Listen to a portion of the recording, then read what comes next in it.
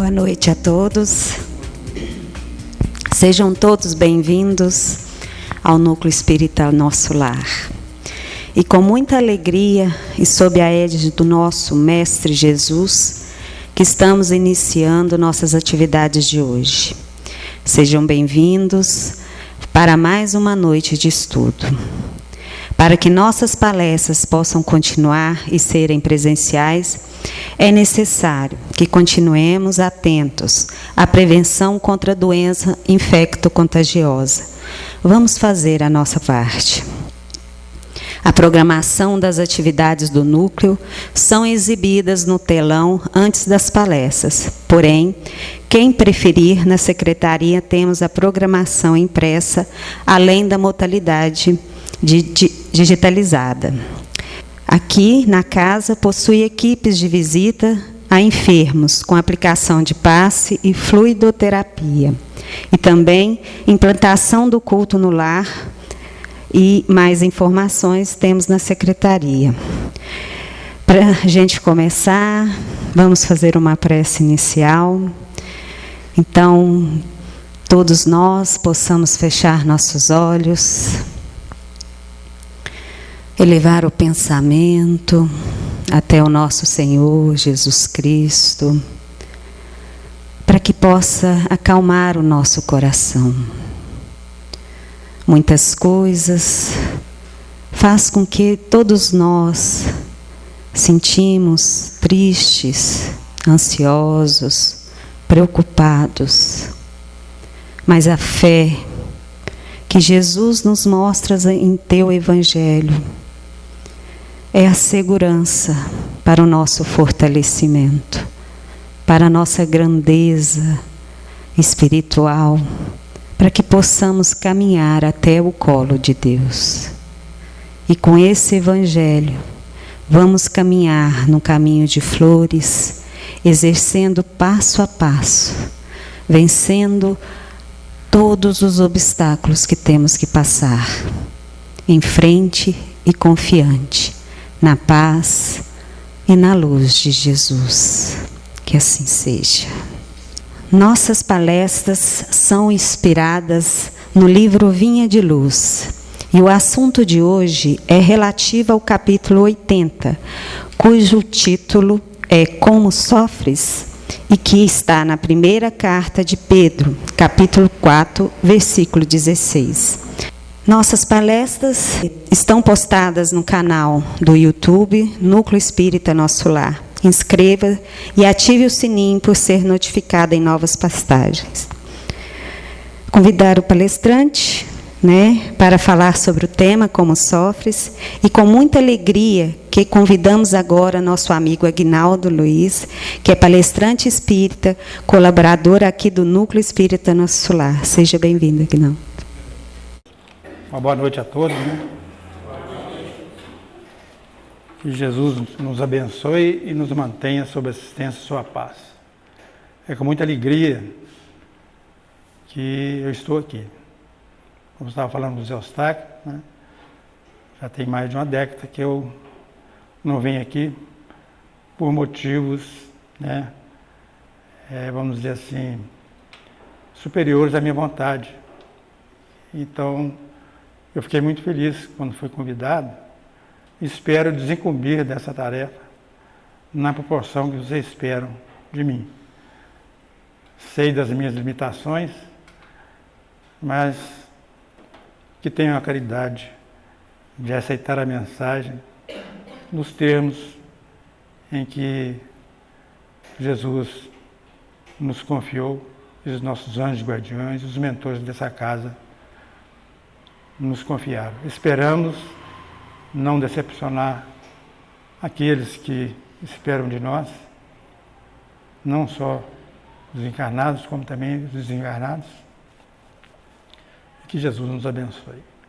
O tema de hoje, como a Lívia falou, é Como Sofres, é contido numa página do livro Vinha de Luz, em que Emmanuel busca na carta de Pedro, na primeira carta de Pedro, no capítulo 4, versículo 16, cujo título é: Mas se padece como cristão, não se envergonhe, antes glorifique a Deus nessa parte. E Emmanuel dá o título, Como Sofres? Fica a pergunta aí, como sofres? Aqueles que não são cristãos costumam dizer: se Deus tudo pode, Ele não é bom. E se Ele é bom, Ele não pode tudo. Por quê? Porque quando está sofrendo, vem essa reflexão que nós mencionamos e dá a Ele, né, o direito do livre-arbítrio de achar que Deus perdeu o nosso endereço. Ao contrário, nós é que perdemos o endereço de Deus.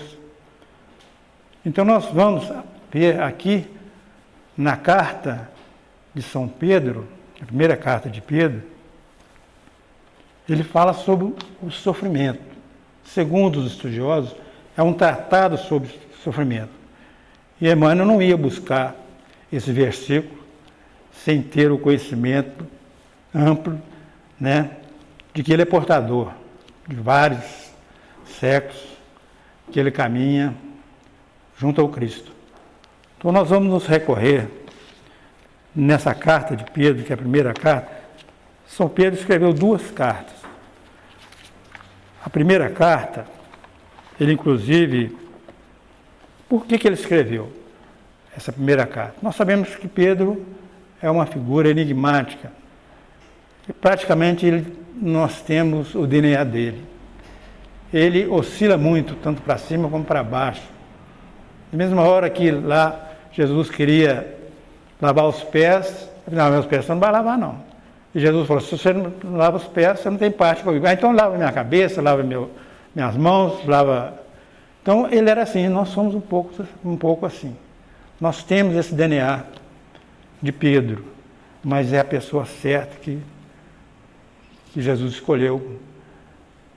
E por que Pedro escreveu essa carta? No primeiro capítulo, aqui no primeiro versículo, ele fala assim: prefácio e saudação. Pedro, apóstolo de Jesus Cristo, aos estrangeiros dispersos, presta atenção nisso aí. No ponto é uma localidade, Galáxia, Capadócia, Ásia e Bitínia. Então, a gente vê que as cartas evangélicas, elas têm uma conotação diferente das cartas que nós escrevemos. Nós escrevemos a carta e colocamos o título lá em cima, a fulano de tal, cara amigo, e quando nós terminamos a carta, nós subscrevemos, não é assim? Aqui é o contrário, todas as cartas, né? Primeiro ele se identifica o remetente, coloca primeiro, ele se identifica, e depois, no final, que ele coloca o destinatário. Por que isso? Porque as cartas antigamente eram feitas em pergaminhos. Então, se você recebe 10, 15 cartas, você abre, aí você já sabe quem está mandando. Então, abriu aqui, né? Ele escreveu para essas comunidades aqui. Então, já sabe que é ele que está falando. Porque você já pensou se você receber 10, 15 cartas e ter lá no final para ver quem remeteu? Né? Então, tem tudo a ver essas propostas em todas as cartas. Essa carta aqui está escrita Primeira Epístola Universal do Apóstolo. Por que ela é universal? Porque ela atinge todas as comunidades. Já as cartas de São Paulo eram para as comunidades, os colossenses, romanos, hebreus, etc, etc. E tem também aquelas que chamadas cartas pastorais, que é para o Tito, Timóteo.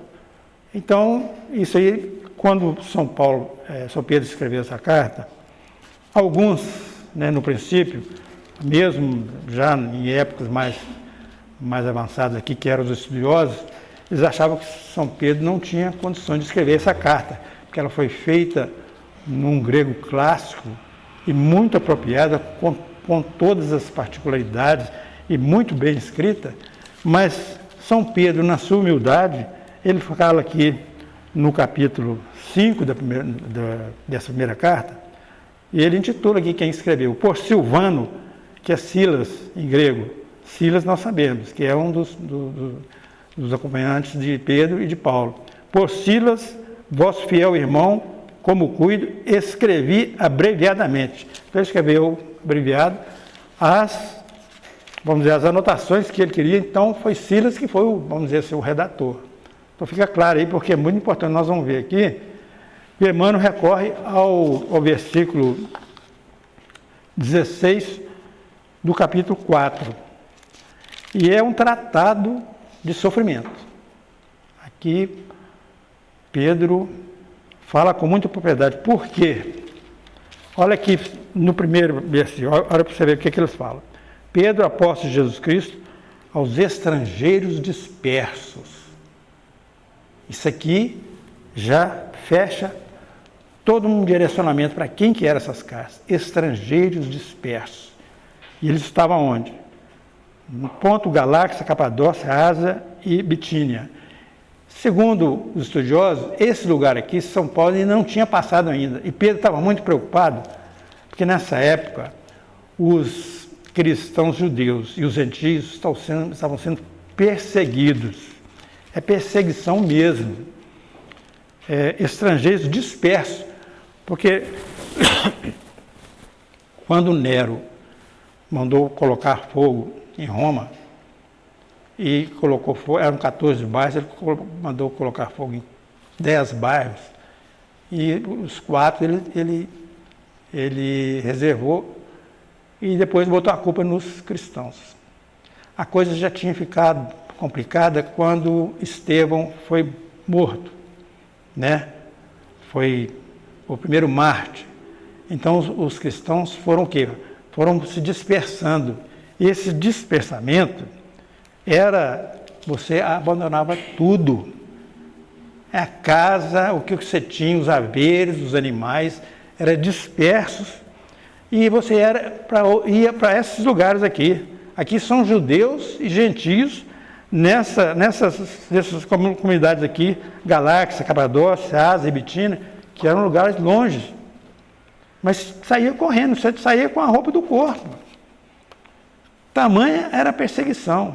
Então o sofrimento era muito grande.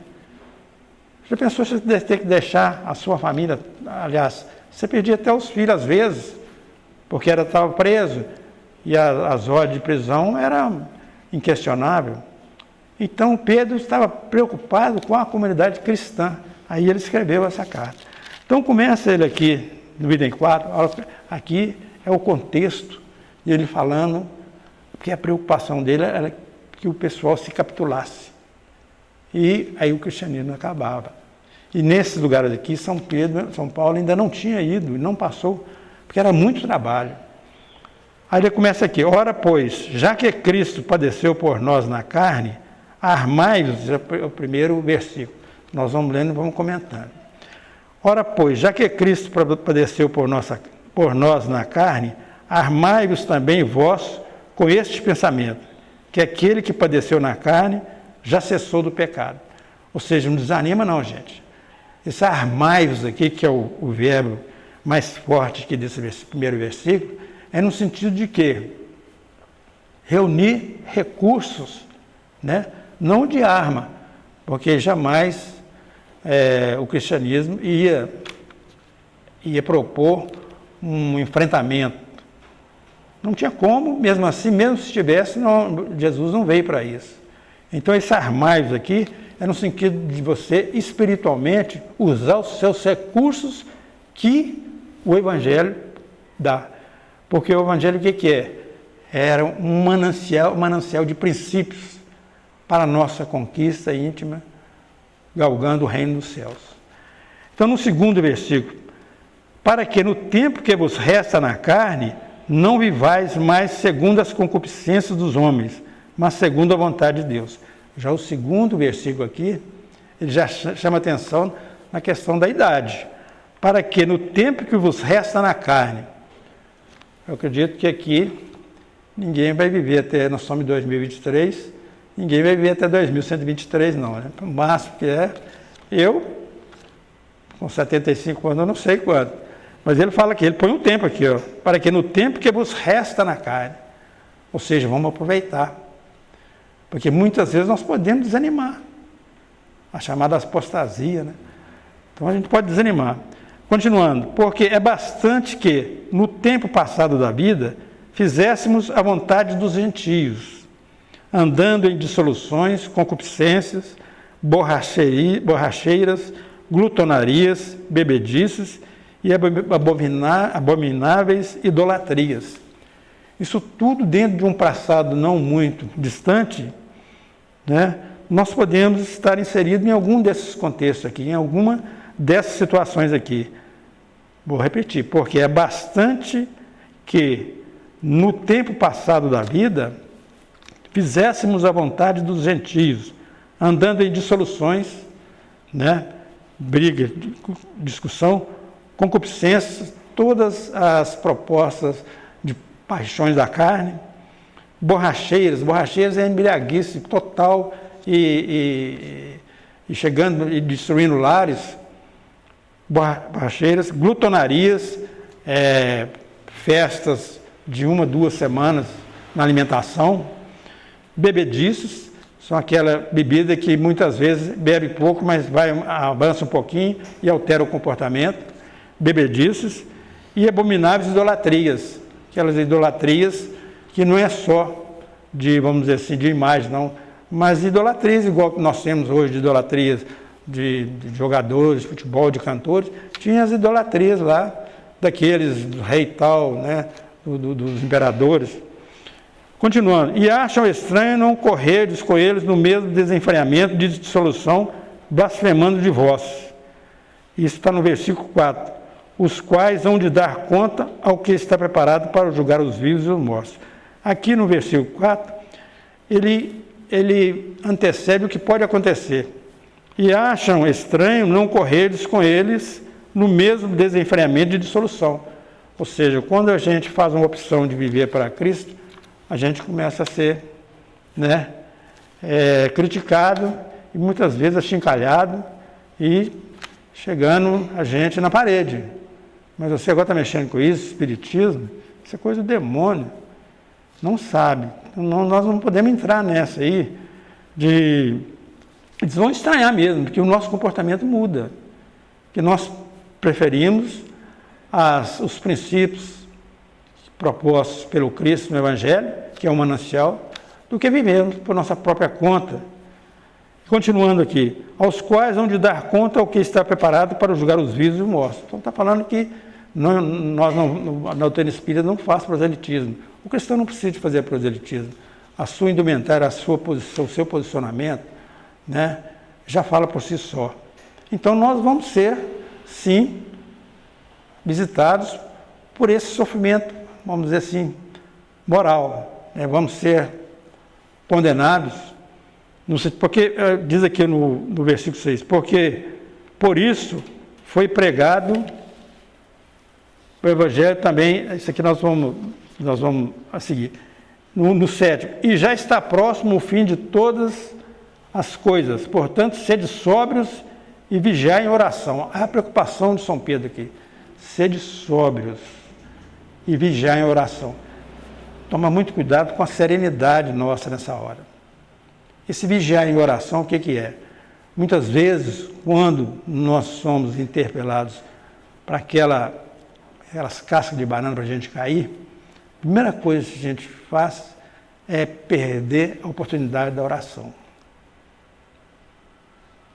Você está no ônibus, ou mesmo num banco, você chegou numa fila e alguém quer furar a fila, você às vezes fala, não, mas espera aí, você está entrando, por que você está achando ruim? Então a pessoa fala um tom mais alto com a gente.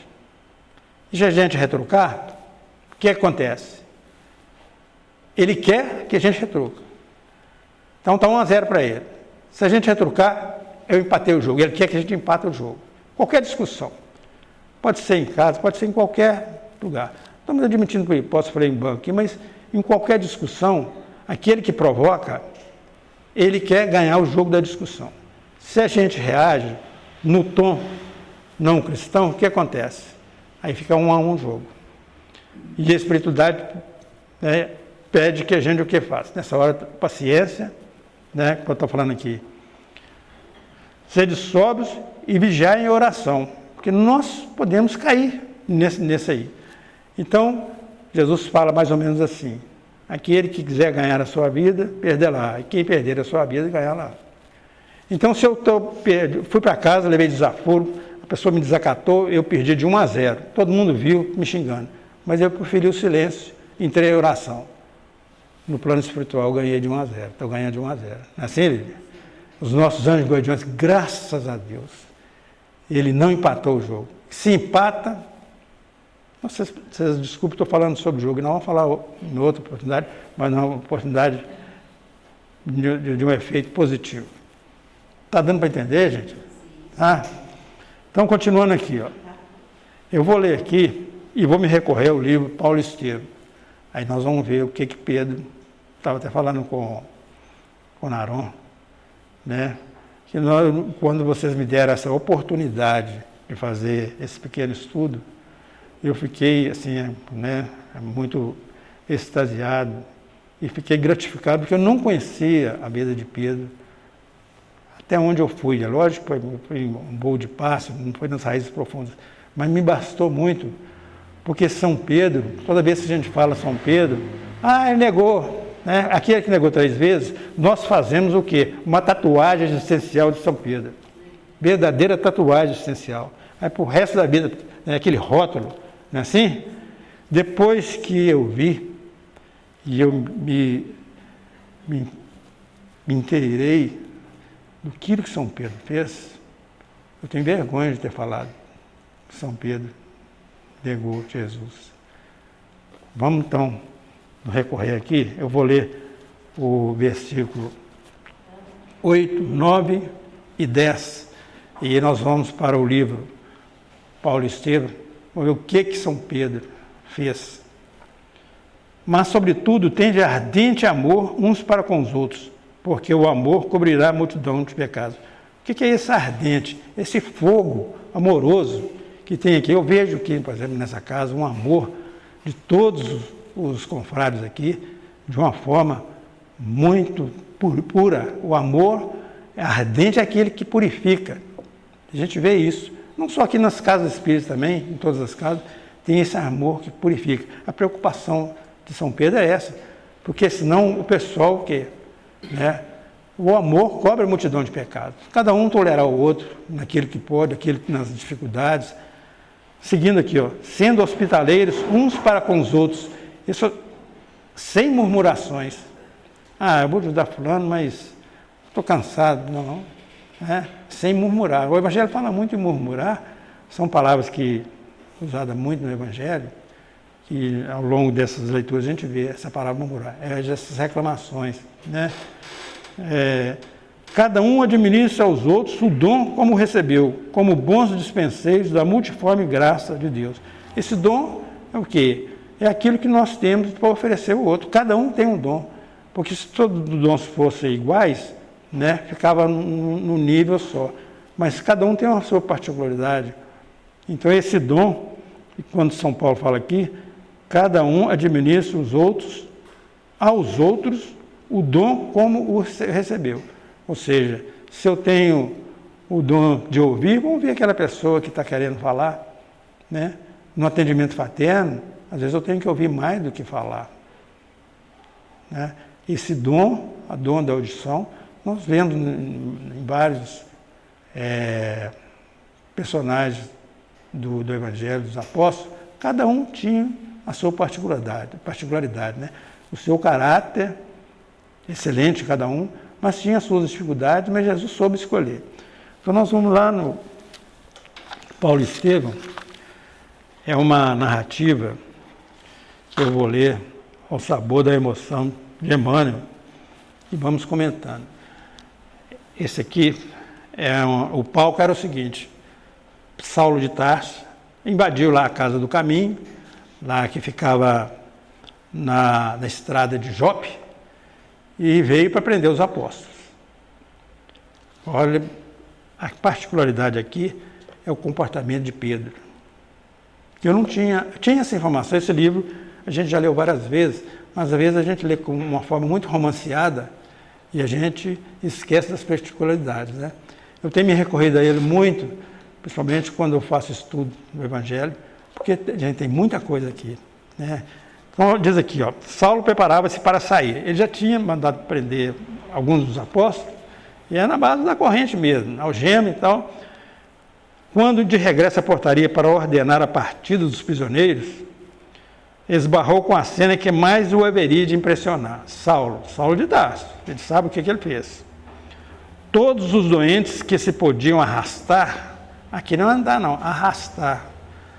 A casa do caminho era um hospital, era uma escola, era uma enfermaria, era tudo no comando de Pedro, com a sua misericórdia e a sua bondade. Então diz aqui, todos os doentes que se podiam arrastar, todos os abrigados, capazes de se moverem, que muitos estavam em quê? Estavam em padiola lá, que era tudo, né? Tudo muito, assim, sem preparação, muitas vezes no chão. Cercavam a pessoa de Pedro. Olha que bonito. Pedro tinha um carisma de amor que a gente não tem conhecimento. O livro, Emmanuel relata aqui. Chorando comovidamente. Eles choravam porque Pedro ia ser preso. Algumas crianças lhe chamavam pai, entre aspas aqui. Ó. Anciães, trêmulos, osculavam-lhe as mãos. Quando eu comecei a ler isso aqui, eu agradeci o núcleo, viu, da Sacra. Poxa vida, já li isso aqui várias vezes e passei batido. Mas quando eu tive que buscar as referências em Pedro, quando ele fala aqui, né, ajudar aqui no texto que eu li para vocês aqui, né, sede hospitaleiros, ele estava falando tudo o que ele fez. Esse é o verdadeiro cristão. O cristão não é aquele que prega, é aquele que dá o seu testemunho e fala o que ele fez e não o que ele é de fazer. Então ele fala aqui, ó, quem se compadecerá de nós? Perguntava uma velhinha debulhada em pranto. O pessoal ficou apavorado. Meu pai, aonde vão levar-vos? Dizia um órfão afetuoso, abraçando-se ao prisioneiro. Eles não estavam querendo deixar São Pedro sair, não. Chamando São Pedro de pai, abraçando o São Pedro. Vou ao monte, filho, respondia o apóstolo. São Pedro não queria confusão, não. É aquilo que nós falamos, né? Mostra o seu lado bom. Não joga pedrada. Esses caras, ele podia falar, não, é esse aqui que está querendo me prender. Não falou nada. Vou ao monte, filho, respondia o apóstolo. E se vos matarem? Tornava o pequenino com uma grande interrogação nos olhos azuis. Encontrar-me-ei com o mestre e voltarei com ele, esclarecia Pedro bondosamente. Então, Pedro tinha a resposta, falando que ia encontrar com Jesus. Nesse instante surgiu a figura de Saulo que regressava. Aí aconteceu mais alguma coisa. Alguns recuavam, espavoridos, vendo, e Saulo, o que aconteceu? Contemplando a multidão de aleijados, isso é Saulo, cegos, leprosos e crianças, que entupiam a sala, exclamou irritado, afastem-se, abram caminho. Olha como é que estava a situação lá. Multidão de aleijados, cegos, leprosos e crianças que entupiam a sala. Isso, Saulo ainda xingou ainda. Então era multidão de pessoas lá na casa do caminho, a gente sabe que era uma casa grande, mas é só entupindo, porque não falava, não tem espaço, tem espaço aí, porque o pessoal não tinha assistência social. Nós vamos ver aqui que ele vai falar aqui. Teve um mais corajoso, e Joana de Anjos fala, né? Quando estiver falando mal de você, não se defenda. Deixe que os próprios amigos seus vão te defender por você. É muito melhor. Ela que fala isso com o Divaldo. Porque às vezes a gente vai se defender, e a gente defende, e a gente fala uma coisa e retruca. Então, não, tudo bem. É uma postura cristã. Nós temos todo o direito de defesa, mas às vezes, quando a injúria é muito grande, a gente fica calado, é melhor. Continuando, alguns recuavam espavoridos, vendo os soldados que se aproximavam, enquanto os mais resolutos não arredavam passo. Então tinha uns que não estavam a fim de dar espaço para os soldados, não. Olha aqui, uma personagem, um leproso, que mal se punha em pé, adiantou-se. É esse que quis falar. O velho Samônio, recordando-se do tempo em que podia mandar e ser obedecido, porque é o seguinte, naquela época, quando a pessoa contraía lepra, de vários tipos, era doença da pele, vários tipos de lepra. Tinha algumas que ainda dava para viver em convívio, mas outras não. Mas ele, esse aqui, Samônio, ele tinha tudo e perdeu tudo, recordando-se do tempo em que podia mandar e ser obedecido. Então ele foi autoridade. Mas a partir do momento que ele contrai a lepra, ele perde tudo. Era a lei de lá, né? Aproximou-se de Saulo com desassombro. E falou com ele, ó, nós precisamos saber para onde vão esses prisioneiros. Disse com gravidade. Então os próprios socorridos entraram em defesa de Paulo, de Pedro. E aí vem toda uma vamos dizer assim, uma resenha aqui, que não há interesse nosso de continuar, porque nós queríamos só trazer esse particular para a gente ver, né, a situação em que o povo, na época de Jesus, sofria. A mulher não tinha vez. A mulher, ela não valia nada. Um animal de carga valia mais que uma mulher. A mulher era para ser escrava. 60% da população era escrava. Só 40% que vivia, né? Vamos dizer assim, que tinha posses e então tinha o domínio de toda a comunidade. Seguindo aqui, se alguém, ele diz aqui no versículo 11, está dando para entender, gente, está dando para se cansar, mas eu acho que é interessante, porque esse ângulo que nos foi oferecido, essa porta que nos foi aberta para a gente conhecer Pedro, é uma oportunidade ímpar, né? Principalmente quando Emmanuel fala aqui, ó, mas se padece como cristão, não se envergonhe, mas glorifique a Deus nessa parte. Então, continuando aqui, se alguém falar, fale segundo as palavras de Deus. Se alguém administrar, administre segundo o poder que Deus dá, para que em tudo Deus seja glorificado por Jesus Cristo, a quem pertence a glória e o poder para todos sempre. Amém. O que quer dizer isso? Quando eu falo, às vezes eu faço, se alguém falar, fale segundo as palavras de Deus. Ou seja, não vamos falar e colocar algumas coisas que não seja do Evangelho. Principalmente quando eu for falar, não, que eu fiz isso, eu fiz aquilo, sabendo que eu faço mesmo, agora eu sou espírita, eu sou caridoso, e a gente começa a fazer um verdadeiro outdoor para nós. E não é a oportunidade que nos é dada. São Paulo deixa claro aqui que é a oportunidade que nos é dada, que Deus nos dá, né, esse privilégio de ter a oportunidade de fazer uma visitação aos nossos irmãos que se encontram em casa por questões de enfermidade. Isso tudo é oportunidade. Então, aqui ele fala que se alguém falar, fale segundo as palavras de Deus. Continuando aqui, amados, não extraeis a ardente prova que vem sobre vós. Isso aqui é interessante também. É no versículo 12. Não extraeis a ardente prova que vem sobre vós, para vos tentar, como se coisa estranha vos acontecesse. O que quer dizer isso? As provas que nós estamos vivendo hoje, para a gente não estranhar, não. Que as provas, ele fala em prova e tentação. Olha aqui, ó, não estranheis a ardente prova que vem sobre vós, que vem sobre nós, né? Vem em cima. A prova ela vem ardente, queima. Eu perdi a noite toda por causa desse problema, não sei como é que eu vou resolver amanhã. Não estranheis, para vos tentar. Então Deus dá a prova para que nós sejamos aprovados. E os nossos obsessores nos tentam para que sejamos reprovados. É o que ele está querendo dizer aqui. Amados. Quando fala amados aqui, não é ele falando amados, não. Amados pelo Pai, por Jesus. Isso aqui, todas as vezes que a gente vê, pelo menos que é o que a gente pôde pesquisar, quando fala amados, não é São Pedro falando para eles amados, não. É amados por Deus, né? Que ele mesmo, ele tem um amor, mas ele coloca amados por Deus. Isso é interessante, né, Lília? Porque às vezes a gente acha que é ele falando. Não, ele está falando amados porque Deus está nos orientando e Parou aí? Amados, não estranhei a ardente prova que vem sobre vós, para vos tentar. As provas vêm para nos tentar. Desanima. Por que você não desanima disso aí?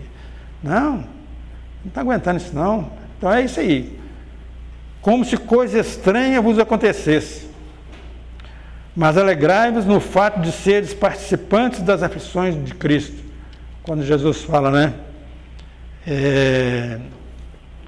Mas alegrai-vos no fato de seres participantes das aflições de Cristo, para que também na revelação da sua glória vos regozijeis e alegreis.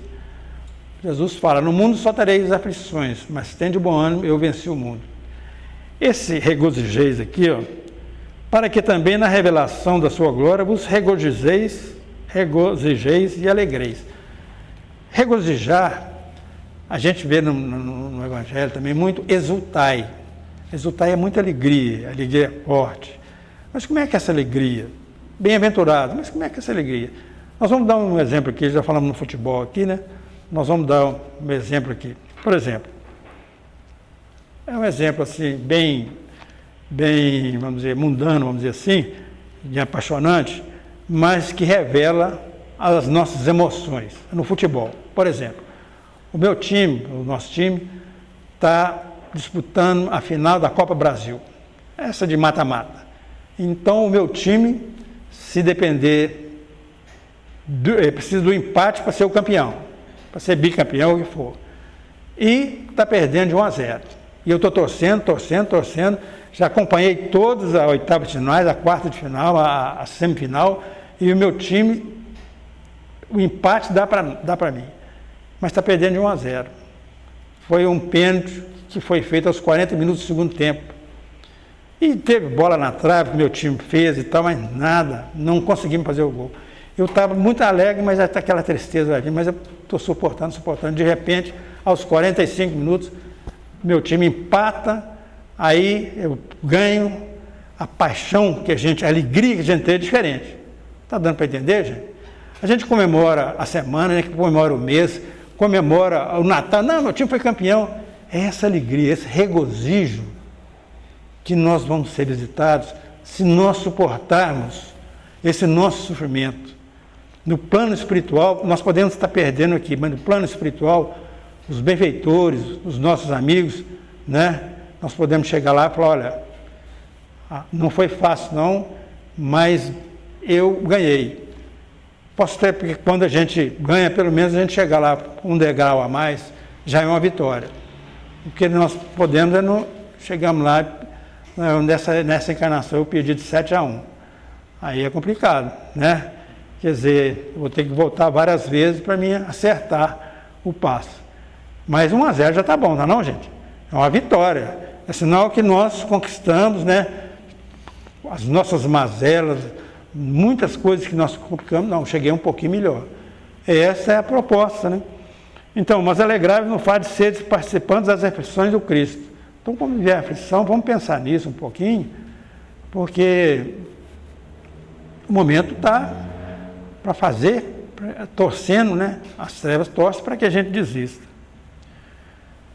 E o 14, se pelo nome de Cristo sois vituperados, bem-aventurados sois, porque sobre vós repousa o Espírito da glória de Deus.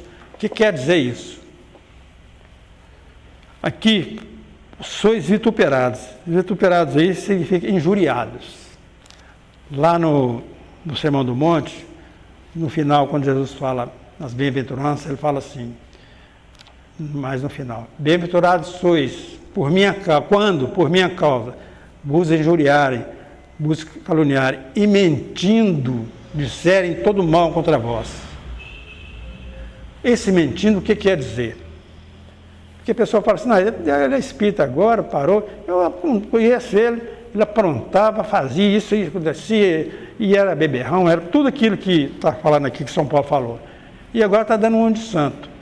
Então eu conheço ele assim, mas está mentindo. Por que está mentindo? Está fazendo um conceito de mim lá atrás que eu não sou mais. Está dando para entender? Então, e mentindo, bem-aventurado com os vos injuriarem, vos caluniarem e mentindo disserem todo mal contra vós. Está falando o que você fez lá atrás.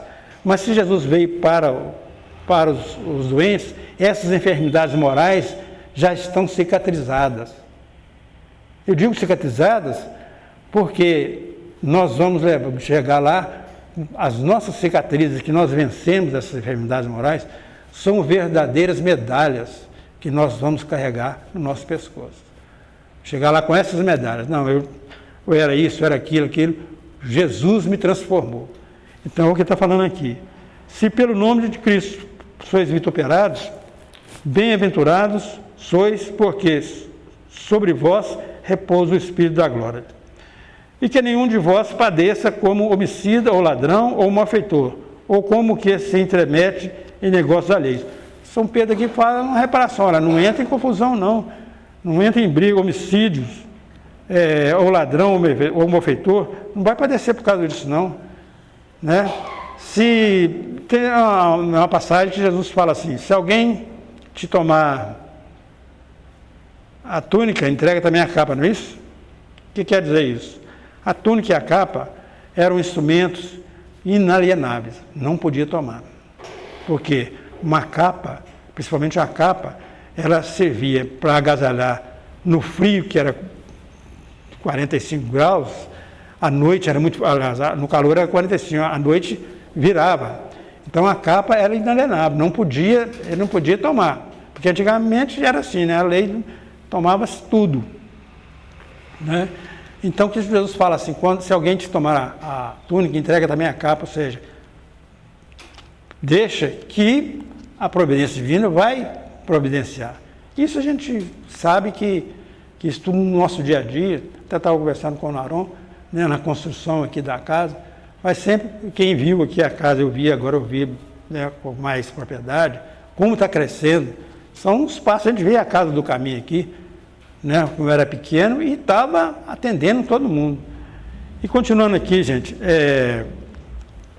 nós vamos fazer uma... Dá tempo ainda, tem quantos minutos, Naron? Tem uns 5 minutos? Acho que né? Nós vamos ver aqui.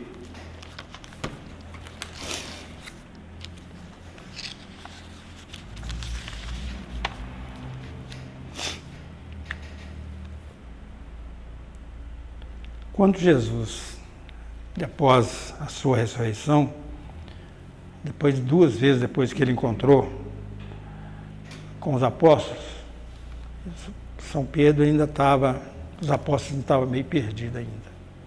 Então, em João aqui, capítulo 21, diz aqui, depois disso manifestou-se Jesus outra vez aos discípulos junto ao mar de Tiberíades e manifestou-se assim. Estavam juntos Simão, Pedro e Tomé, chamado Dídimo, e Natanael, que era de Caná, de Galiléia, e os filhos de Zebedeu e tal. Eles estavam na praia, aí São Pedro falou assim, não sei se vocês lembram, vou pescar. São Pedro falou assim, vou pescar. Disseram-lhe eles, também nós vamos contigo. O que quer dizer esse vou pescar aí? São Pedro estava desistindo. É quando a gente olha para o retrovisor, não, vou voltar, não dá não. Jesus já tinha aparecido para ele 2 vezes, mas ele ainda estava balanceado. Quando ele falou, vou pescar, ele voltou para o passado. Ele estava ainda... Aí o que aconteceu? Todo mundo sabe que Jesus mandou que eles lançassem a rede no outro lado, e São Pedro, aí ficou, e eles falaram, o apóstolo João, que falou, olha, o mestre de Jesus, estava esperando ele na praia, e aí Jesus falou para ele 3 vezes, né? Pedro, tu me amas, apacenta as minhas ovelhas. E nessa 3ª vez, São Pedro falou, não, sim, aí São Pedro caiu em si, e aí seguiu toda essa sua caminhada. Nós estamos fechando com isso aqui, para a gente ver que nós não podemos desistir, não, e não voltar para trás, não, porque a gente acha que essa vida está difícil para nós, como os cristãos, para eles foram os trabalhadores de primeira hora, e a gente viu aqui em poucas pinceladas o exemplo que pode dar para nós. Nós temos agora Tem um livro aqui, Novos Rumos, que é um livro, o último livro de Divaldo Franco, que ele fala aqui no capítulo 23, chama Novos Rumos, é o Viana de Carvalho que fala. Que ele fala assim no capítulo 23, palavras aos companheiros. E Viana de Carvalho fala que conhece o verdadeiro espírito pela sua transformação moral. E na página ele fala assim, uma hora aqui, ó, super confortado pelos privilégios da técnica, o homem moderno se detém no prazer, demorando-se nos desvãos da própria inutilidade para despertar mais tarde no além-túmulo, como suicidas da oportunidade e malfeitores de si mesmo. O que quer dizer isso? Então nós estamos vendo muito suicídio aí, né? Às vezes suicídio, infelizmente, nós estamos nos deparando com esse aumento do suicídio. Mas tem esse muito sutil aqui que Viana de Carvalho faz a gente ficar atento, porque apesar das bênçãos da cultura e das remetidas vitoriosas da ciência, né? Então ele fala que super confortado é a zona de conforto, que a gente sempre fala que nada mais é do que uma plataforma de privilégios. Super confortado pelos privilégios da técnica, o homem moderno se detém no prazer. Nós temos que diferenciar o que é prazer e o que é felicidade. Felicidade é lutar e estar com Cristo e superar as nossas provações. Prazer é aquele prazer mundano que todos nós estamos vendo aí. E muitos estão demorando-se no desvão da própria inutilidade. Nós estamos perdendo muito tempo para despertar mais tarde no além-túmulo como suicidas da oportunidade. E malfeitores de si mesmo. Então, nesse caso que nós estamos vivendo, se nós estamos fazendo um mal feito, nós somos malfeitores de nós mesmos. Se não estamos aproveitando as oportunidades para redimir dos nossos erros e sublimar, né, as nossas atitudes, nós estamos inseridos nesse contexto que ele fala aqui. Nós agradecemos, o horário nosso esgotou. Uma boa noite para todos. Queria agradecer pela paciência de vocês aí, né, de nos ouvir, e que São Pedro, a falange dos Espíritos de São Pedro, possa estar com vocês e com todos nós, que para mim, mais uma vez, foi muito oportuno esse estudo